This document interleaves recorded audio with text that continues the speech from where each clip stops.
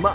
Hey, good day mammals. Welcome to the first nature news. This is going to be a regular thing. This is more of a try out thing. Of course it is what it says. Nature news, just news about nature. The most important news. Yes, I'm in a tree. And once a week I will deliver you the most important news about wildlife, climate, prehistoric news even. New video format, okay. In this week's nature news.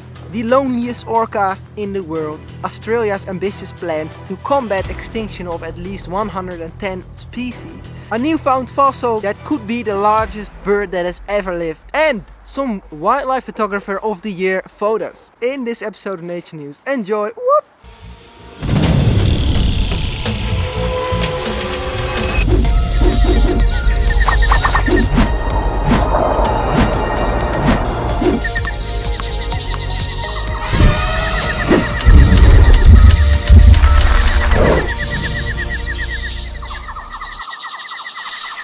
So yes, we are starting with wildlife. We're gonna start with something sad, okay? This is a big problem. This is animals in captivity. This is about the loneliest orca in the world. As some of you may know, orcas are big family animals, and this one is all alone in a tank. The isolated killer whale kept in a theme park for over a decade is now the loneliest orca in the world. Experts believe a sanctuary is the best place for her. Of course, the wild would be the best place. The amusement park and themed zoo, Marineland, is home to killer whale known as Kiska. Oh, they actually say it like it is here. After being imprisoned for 43 years, she stayed in a tank alone for the past 11 years. Imagine for yourself being locked in a room for 43 years. Against a tank.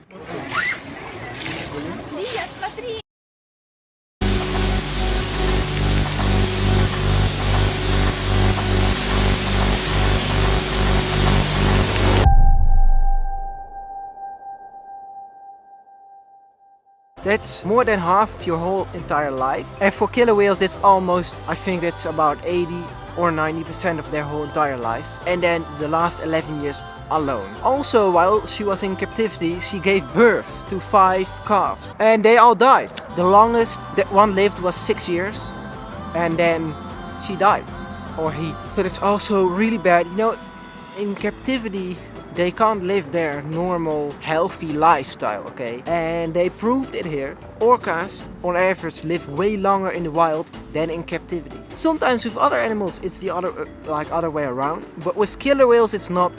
Okay, so there's also reason to cut it out. Orcas normally live from 30 to 50. That's pretty long. And in captivity, they live way shorter lives. Now we're gonna move on to the most important part, why we shouldn't keep orcas in captivity, no matter the space. Here's the reason why we have to stop putting them in confined spaces altogether. It's because of their brain. First of all, just don't put animals in cages. Just for our own reasons, for our own sake. That's already, in my opinion, enough reason to just cut it all out. Just stop with everything that has anything to do with animals in confined spaces. But the most important part is orcas are very intelligent and also socially very complex, okay? They are one of the socially most complex animals in the world.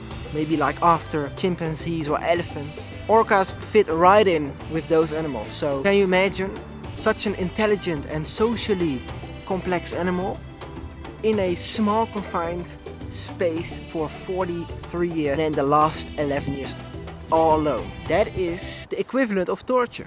The high intelligence and complex social structures of orcas are well known. One of the biggest and most sophisticated minds in the animal kingdom belong to them. This is the sad reality of the world that we have created. In concrete tanks, orcas are kept in great numbers worldwide. Not one should be kept in a concrete tank. The whole purpose why these animals exist is for the ecosystems in the ocean, okay? To play their role in the ecosystem and to keep everything balanced. They're in concrete tanks, they don't have a purpose, they don't have a function, so don't put them there. Don't put them out of their role, first of all, out of their natural habitat. Yeah, but they're born in captivity, even if they're born in captivity, they shouldn't be born in captivity. Captivity shouldn't even be a thing. When you put such intelligent animals in confined spaces, they can actually suffer from severe insanity. That they're gonna like swim circles the whole time. It's mental torture, okay? Really bad animal cruelty. It's pathetic.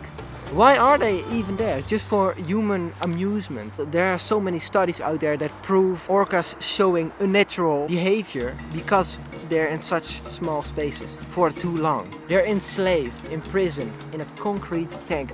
Normally they have oceans, literally oceans of space. And they live in families, big, complex social structures. This individual orca is all alone for 11 years in some concrete tank. So stop with all animals in captivity, especially this stuff, this kind, just for amusement. This is basically what a zoo is. Zoos are also the same. Animals out of their natural habitat in small spaces, just for our own sake. Cut it out, ban it, close the freaking doors and leave them in the wild. Protect their real space where they belong, okay?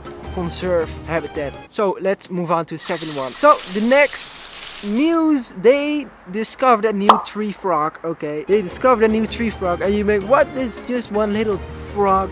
But let me tell you how important frogs are. Frogs, they are very important for the ecosystems. They provide food for birds, mammals, even fish. They eat other insects. They are very important for ecosystems. New species of tree frog with unique shrill calls discovered in Costa Rica. I love that place. I want to go there someday. A naturalist from Costa Rica who was exploring the new shrill calls discovered a new species of tree frog. Actually, these little frogs are so small. This one is actually 2 centimeters. Some animals you discover by sight. You literally see a new animal, but these ones are so small you will not discover them very fast by literally looking around in the tall long grass. But actually they discovered this by the sounds they make. So of course frogs are very vocal. They all make incredible sounds and noises in the rainforest and stuff. So that is how they discovered this new species. The tiny, mostly green Tapir Valley tree frog. Oh, it's Tapir Valley. Tapir Valley is actually a protected area, national park. Okay, so it has red spots and blue armpits. This is it, I think. Can you see this? I'll actually pop it up right now. This is actually insanely difficult to capture, to photograph. There are frogs that are even smaller. Poison dart frogs, those are my favorite frogs. They're the colors, first of all, and their size. They are they're as small as your fingernails, but insanely poisonous. That's also why they have those bright red colors. It says, eat me and you'll regret it. There's a very good reason why these weird tiny little creatures hop around in the rainforests. It's all there for a reason. That's what I always say about nature. But ants, little flies, little mosquitoes, little frogs, it's all one big system. So unfortunately they also discover a lot of species when they're already extinct. So that's pretty sad, but yeah. Oh yeah, its main color is green, red spots, blue armpits and a yellow line that partially ran down its sides. Green, red, blue and yellow in one little tiny animal. I'll actually leave all the articles, all the stuff that I am talking about. It's all in the description, of course, every time. This is a small short video of a different tree frog. This is a Tapir Valley lime tree frog, alright? Enjoy this tree frog.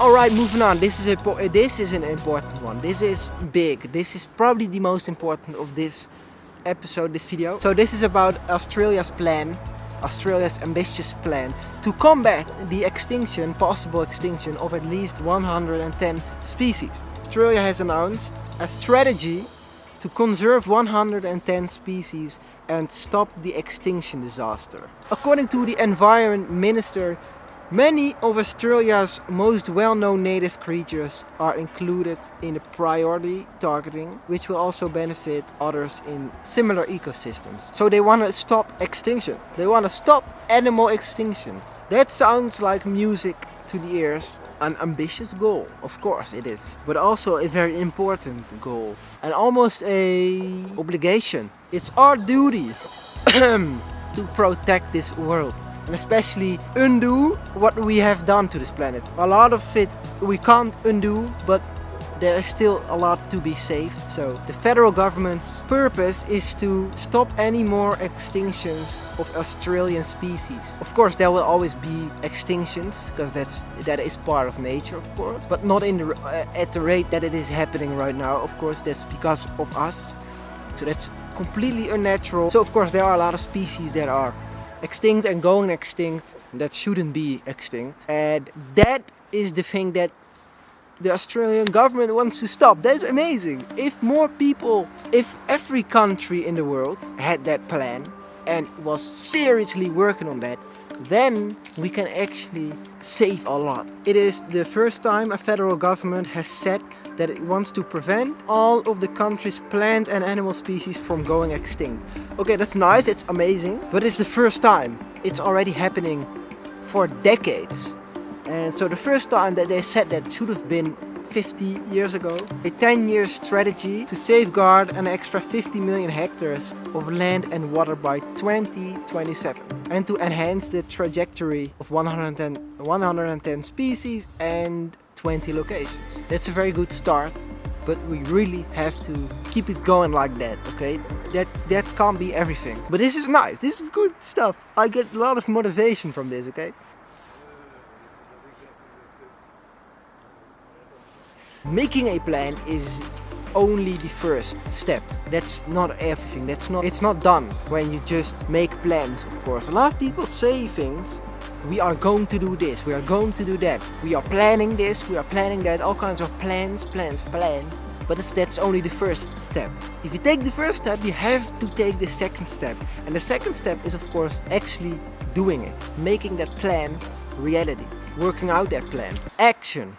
Taking action, making a change for the better. And that's a thing that not always happens. Quite often people like governments and stuff say things with nice fancy words. We must act now, we must do this, we must. But then nothing really happens. People talk too much instead of actually acting and doing stuff. So I hope this is one of the really serious plans. The rest of the world should take a look at Australia right now with this ambitious plan and copy it. Do this as well worldwide. Oh, that would be amazing. Like all the important people that make the big decisions together make one huge big plan to save the whole entire planet, save nature worldwide. The big nature plan. Of course, people are making plans, and you know, COP27 is coming, and you know, those things. It is happening, but not on a grand scale as I would love to see. But anyways, I hope they're really gonna do everything that they say they do.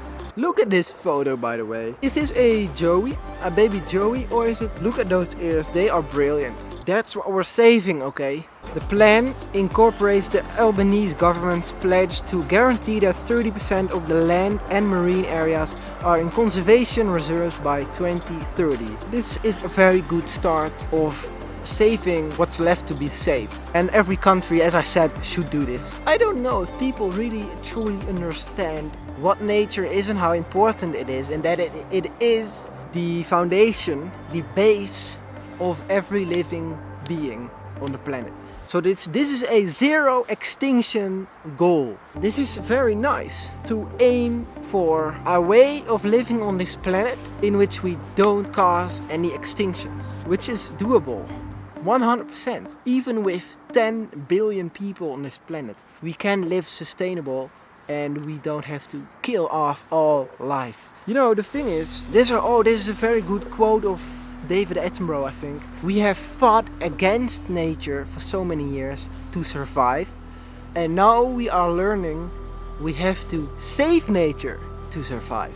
Something like that. That was the quote. That's what's happening right now. We need more of this, and especially more action instead of just plans. So I hope this is going to be what it says it will be, okay? They said stopping extinctions will need significantly more money for conservation efforts, the recovery of vulnerable species, and action to halt major threats, notably habitat degradation. Yes, so habitat destruction is the #1 problem that we have. Yeah, habitat destruction is the #1 problem. Also because habitat destruction causes a whole chain reaction of dozens of problems. So it's one big problem followed by a whole load of other smaller but still big problems. Habitat destruction is the biggest problem, so habitat conservation, protecting habitat is the #1. Most important thing that we can do. If you stop habitat destruction and you save habitat, what happens is you cut off the chain of all the other problems that it causes. Don't go looking for all the problems one by one. Just cut off the entire chain all in one go, you know. And that is... Ooh, there's a squirrel right in front of me. Can I film that? Look at this.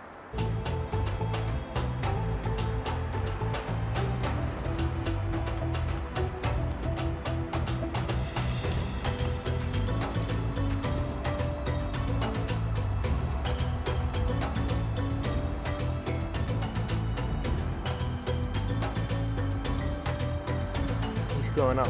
Wow. Yeah. Habitat #1. A lot of money will be needed. If governments kept opening up additional coal and gas deposits, the Australian Greens claimed the objectives would be unachievable. Yeah, coal and gas are bad, of course. But animal agriculture is the worst enemy of nature. And eventually also of us. We're killing ourselves with our own food. Our food system is the most destructive industry that has ever existed. You can see it right now. And the shadows are taking over the shot. The Chief Conservation Officer at WWF Australia said it was good to see Australia join other industrialized nations in adopting a target of 0 new extinctions, including New Zealand and EU members. So it's not only Australia that is doing this, New Zealand and a couple of EU members. Whoa, the squirrel is already there? Yeah, that's important. Nice. I hope this plan of 0 extinctions will spread worldwide. When will be the day that enough people understand enough about nature? Like even like there's so many countries that have dictators that don't give a shit about nature. I'm really pretty worried about that. Let's move on to the next one. We're gonna take a look at some photos of the photographer of the year 2022. Is there also best videos of the best filmmaker of the year? Probably. Let's just scroll through this a little bit. First of all, what is happening here? Bees competing to mate. Of course, definitely a macro lens. House of bears. 2 polar bears in your house. Where is this? This is in Russia. Polar bears are smart as hell. And of course, they're not only smart, their nose is their guide map. They just... what's the range that they can smell? Blood or carcass from like 10 kilometers or something. Or just food in general. Yeah, this one is just chilling out of the window. Look at that. Whoa. Is this the electrifying reproductive dance of a giant sea star? Holy crap, I didn't knew that existed. How do you even capture this electro stuff? Oh, action shot right there. A bat snatched by, what kind of snake is it? I don't know. But you know how fast snakes are, you know how fast bats are. Let alone a snake catching a bat. Right timing, right moment, and a little bit of luck, boom. It's a very minimalistic shot. This is in Spain. An osprey sitting on a dead tree surrounded by fog. Whoa, this is also amazing. This one is called the listening bird. Because it looks like this wren. Is it literally listening for insects? Is it literally listening for insects?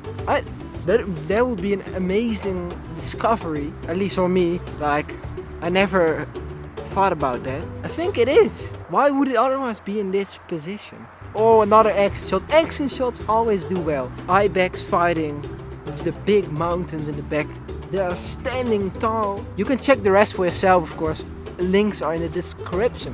The last one. Now we're moving on to prehistoric. Time for some dino stuff. So there's a newfound fossil, which could be the world's largest bird species to have ever walked the earth. So, do we have photos of this? We have this. Yes, this is the fossil. Okay, holy shit. This is the fossil. There's also... Oh, what? Let me read a little bit. The world's largest bird species to have ever roamed the earth could have been found already following the discovery of a new fossil in Australia. The fossil contains unique remains of an ancient bird's pair of legs during an excavation site in Central Australia. The holding potential remains could still be in the area waiting to be unearthed. Okay. Paleontologists labeled the bird Stirton's thunderbird. It had a weird anatomical trait, and that was it had a oversized beak and an undersized skull. How does that work? It is also believed to have a body size, oh no, towering 3 meters. The biggest bird alive is like an ostrich. Oh no, this is not funny anymore. It was 3 meters, so 10 feet high, and it weighed half a ton. So that's 500. A bird that weighs 500 kgs. This is not a bird anymore. Like, dating back 8 million years ago, the giant birds are said to be relatives of the modern day fowl, such as chickens and ducks. Oh, what? If confirmed, previous evidence regarding giant bird predators hunting on early humans from several millions or thousands of years ago could be explored. Whoa, this was a giant bird that hunted humans. That must have been friggin' scary as hell. Look at the leg compared to that human leg right there. It's actually a tweet. I'm liking this tweet. Holy fucking shit. So it was 100,000 years ago it went extinct. Dromornis. Dromornis? Is that how it's called? Holy shit. I'll pop some photos up right now. It does remind me of the shoe-built store. Hey, that's funny. It's like the modern day version of that one, but then a lot smaller. There's a scene in BBC Earth, Our Planet, I think, where it snatches baby birds from a nest. That was, I think, the first nature news of all times. I am going to improve on this. I'm gonna first of all talk a little bit faster, move through it a little bit faster. I will get better at choosing the right things, you know. This was just a warm-up. Maybe I'll change the place where I'm recording the videos. Maybe I'll even change the audio. I hope you enjoyed it. I hope you got inspired or you learned something new. And of course, as I said, all the links are in the description. Content is on the way. As I always say, let's make the planet green again. And I will see you in the next video. Peace.